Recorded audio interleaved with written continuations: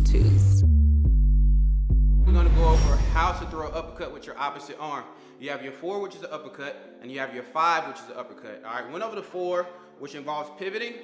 5, no pivot. It's all about the hip, coming from a different angle.